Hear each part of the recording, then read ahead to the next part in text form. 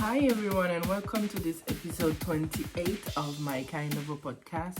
Today I would like to talk about something very personal, which is something I have experienced myself, and I do not intend to go into many details, but I wanted to discuss the concept of hyperfertility. So just a warning, I will be talking about some sensitive topics such as miscarriages or termination of pregnancy. So if these are things that you find too difficult to talk about, or you do not want this to have discussed, I would suggest that you skip this video. I have plenty more that you can have a look at. Otherwise, let's just go on with this topic. So I would like to discuss hyperfertility and what that actually means, because a lot of people have this impression that being hyperfertile means that no type of contraception would ever allow you to be safe from a pregnancy, let's say. I remember a few years ago reading about this family in the UK who had a huge amount of children, and the woman was saying that the reason why she keeps having all of these kids is because she's hyperfertile. Well, she was implying that no contraception would be good enough or strong enough to prevent her from getting pregnant, which is not what hyperfertility actually means. I was myself diagnosed as hyperfertile after suffering several miscarriages. And what was explained to me in that situation is that, first of all, my body has a tendency to produce several eggs every cycle, which means that I have a high chance of having multiple pregnancies, like twins, triplets, etc. The second thing that is the most important one is that a hyperfertile woman the body of a hyperfertile woman will have a tendency to maintain pregnancies that wouldn't be viable because of genetic abnormalities, for example. In my personal case, I have suffered several late term miscarriages, and for one of them, it was found that the fetus actually had a time of trisomy. So I believe it was trisomy. Is it trisomy 13 or 14 or something like that, which was basically incompatible with life. But it still ended up with a late miscarriage, because even though the baby wouldn't be able to live, even when the heartbeat stopped quite early in the pregnancy, my body kept the pregnancy going for weeks when there was no chance of a positive outcome at the end. And so that is one thing that was very difficult for me to experience, because even though, yes, I never had to struggle to get pregnant, I now have 2 children, but I have been pregnant over half a dozen times. The mere fact that I had that fear every time that I got pregnant, that this may still not mean anything because the baby might not be a viable child, but I would have to stay pregnant for several months before I find out. That was a very difficult thing for me to think about. Another thing that is actually specific to me and my partner, my husband, which isn't always something that people have to consider, is the fact that both my husband and I carry sickle cell trait, which means that we have 1 in 4 chances of having a child born with sickle cell disease, which, if you don't know, is actually the most common genetic disease in the world. It affects about a quarter of the African diaspora and the African population. The way it manifests is that the people who have sickle cell disease are born with abnormal red blood cells. So instead of being shaped like a donut, their blood cells are shaped like a crescent. And that makes it a little harder for the red blood cells to carry oxygen through their blood. And it also causes the crescents to get stuck to each other and causing blockages in the arteries, which is what is called a sickle cell crisis.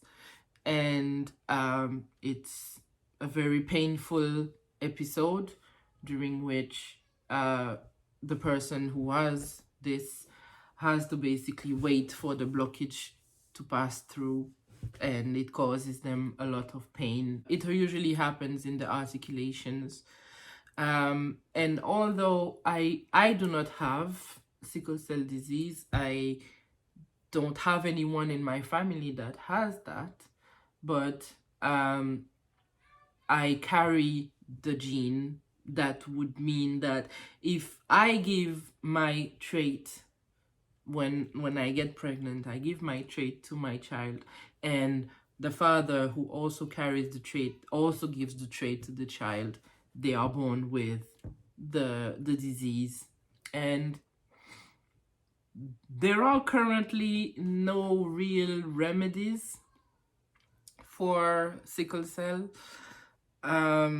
There is a lot of research that is being done, but I suppose because of the fact that this is not something that is usually deadly, although the life expectancy of somebody with sickle cell disease is very reduced, and their quality of life can be very heavily affected by their crisis or other ailments that can be caused by this disease. There isn't a lot of research that is done to find a cure for a disease like this one. One thing that can be done to cure sickle cell disease is a bone marrow transplant with a healthy donor, so that the body would start creating donut-shaped red blood cells instead of abnormal red blood cells, sickle-shaped blood cells. I actually know someone who experienced this, who had sickle cell disease and received a bone marrow transplant from a sibling, I believe. But this is a very heavy treatment. It is very expensive. This person had to go abroad to do it because they were not able to get it done in the country where they lived. And I suppose that there is a good success rate, but at the same time, this is not something that is going to be offered to people unless their experience of the disease is so bad that their quality of life is greatly affected. So it is not something that is going to be offered or that is going to be done to people who the medical society believe are able to manage their disease. So that is another thing that I had to take into consideration when I decided that I wanted to have a family, to have children, I had to think about the fact that there is 1 in 4 chances that one of my children is going to be born with this disease, that I do not know how it's going to affect them, and that uh, I am not even sure that in the country where I live, they are going to know exactly how to handle that. So there is one thing that is offered to parents who have both sickle cell trait, which is the first one is that you can opt for IVF with embryo selection.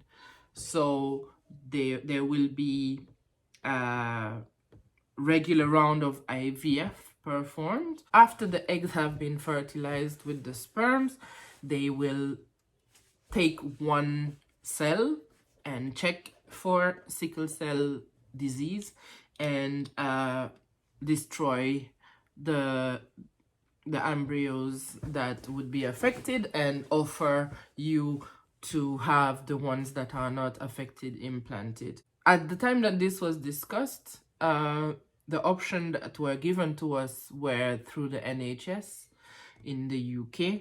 So we were told, first of all, that we had a very long wait time that would be involved. I believe it was 2 years.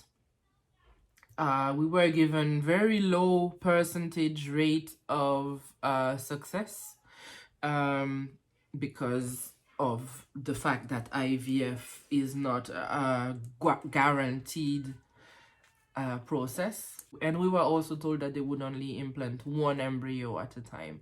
So they would never consider implanting more than 1 and hope that at least one of them sticks, because they did not want to risk multiple pregnancy, and the embryos that wouldn't be implanted would have been frozen, and then we would have had to pay for a second round where we could have the frozen embryos implanted if the first time didn't work. And it was quite a lot of money. I don't remember the exact numbers, but I believe it was in the realm of £9,000 at the time. Another option that was given to us was to use a sperm donor. With a sperm donor who wouldn't have a sickle cell trait, I would have a 1 in 2 chance of having a child with a sickle cell trait, but no children with sickle cell disease. But that wasn't a very attractive solution to my husband and I, because we wanted to have our own children. And the third option, well, other than just getting pregnant and hoping for the best, would be to, yes, get pregnant naturally and do what is called a CVS, which stands for this, and that's a very long word that I'm not going to try and say now. So basically, at around 14 weeks of pregnancy, I believe it's between 14 and 16 weeks of pregnancy, the doctors will put a very long needle in the stomach in order to take some blood from the umbilical cord, because the umbilical cord blood is the blood of the baby and not the blood of the mother, and test it for any kind of genetic abnormalities. And then you can decide, depending on the results that you receive, what you want to do, if you are going to continue with the pregnancy and have a child with sickle cell disease, or if you want to terminate the pregnancy at that time. In my situation with my 2 sons that I have, we opted for the CVS option, and we were very lucky that we didn't have to make the decision to terminate any pregnancies, or to discuss that option, because our first child doesn't have the trait and our second has the trait, but none of them have the disease. So that is another additional worry when considering expanding my family. I just had a birthday, so I feel that the years piling on to me.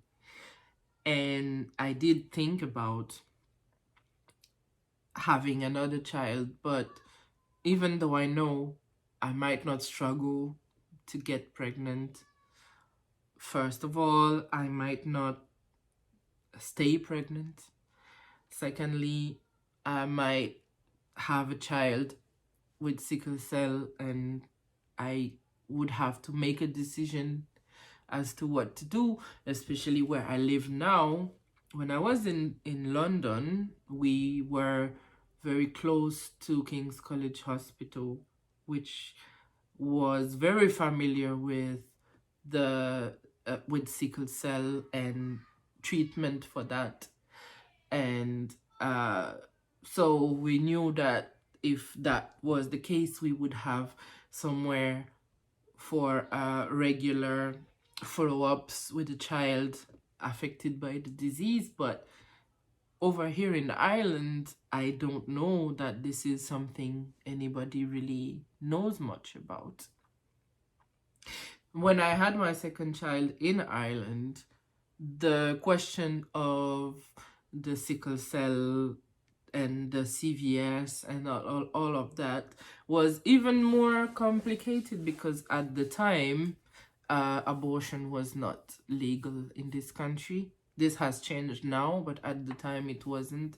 And I remember being very nervous about approaching a doctor and having this conversation with them when I wanted to have another child, because I didn't know how they would feel about me discussing potentially not having a child because of a genetic disease. And I was very lucky that I found very progressive doctors, and they guided me through the process and helped me to get the CVS done. And it lifted the weight off of my shoulders, because I was so scared to have this conversation and to feel shunned and looked down upon, because a lot of doctors have this idea that terminating a pregnancy is the worst thing that a woman can ever do. And I was lucky that I met people who helped me with my journey of having a baby in Ireland and navigating all of these obstacles. But basically, this is what I wanted to discuss with you today.